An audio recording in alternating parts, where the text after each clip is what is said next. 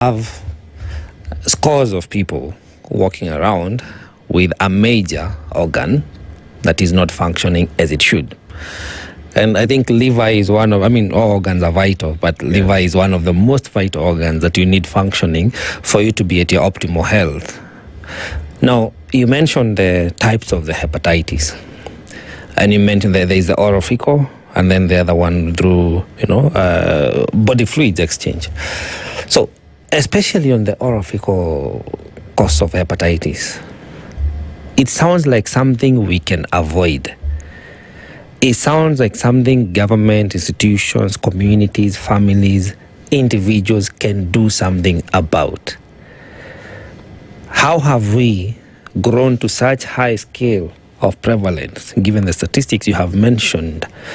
Yet, I would imagine there are organizations, ministries, agencies that understand the causative agents of this disease, and therefore they can have some mitigating measures, but we don't have that in existence. Yeah, thank you. Let me correct something. Hepatitis A and E, I said, is oral fecal. Right. It's self-limiting. We have vaccines for A, but you don't have vaccines for E.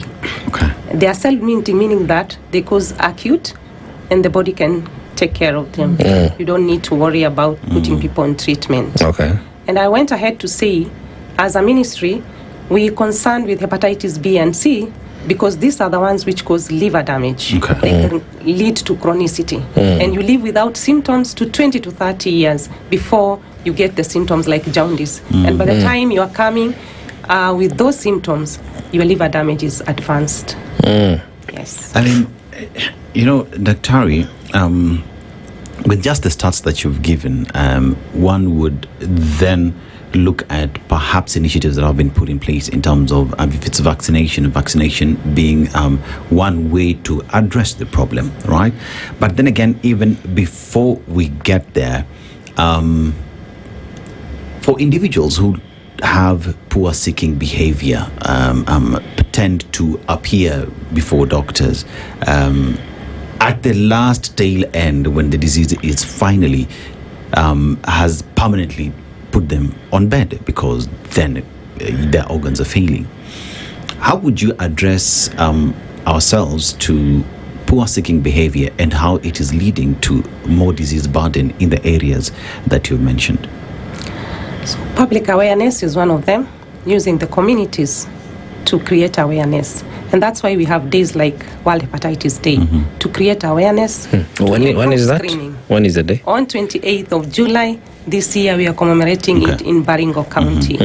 And as we speak, testing and awareness began a week ago, and we are intensifying that. But to answer your question,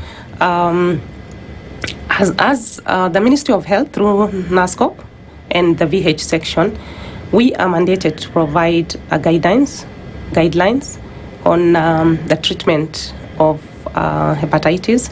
And recently we have launched the integrated guidelines for HIV, hepatitis, and STI, which gives guidance on how to approach, giving an entire package, continuum of care, starting from awareness, screening, testing to diagnose, and also linkage to care. We are embedded in the HIV, which is a robust, well-defined, grown, mature program. And as we're approaching integration, the viral hepatitis, we want to leverage on existing platforms to ensure that there is screening. And more importantly, the mother-to-child transmission of hepatitis B is the one which is the driver for chronic hepatitis, because 90% of those kids who acquire in infancy will transition to chronicity.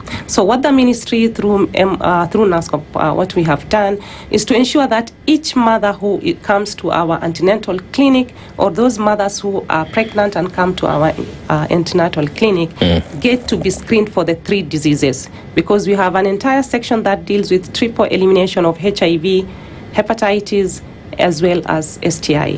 And they are tested. And once you test positive for hepatitis B, you are now put on prophylaxis to prevent the child, to prevent the future generation. But the mother also, as an individual, has to be checked whether she's eligible for treatment. So you start with herself and put. And once now she comes back to the hospital again or the facility to deliver, we do have the birth dose. That universal birth dose is envisioned in our treatment guidelines, that any child is born in Kenya should be put on birth dose vaccine. That is hepatitis B birth dose vaccine, followed by the pentavalent that is given at 6 weeks, 10 weeks, and 14 weeks.